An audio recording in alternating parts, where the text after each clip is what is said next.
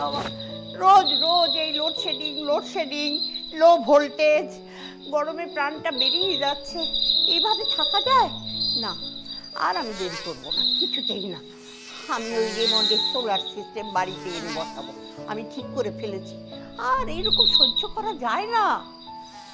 আপনারা ভাবছেন তো যে আমি কি বলছি?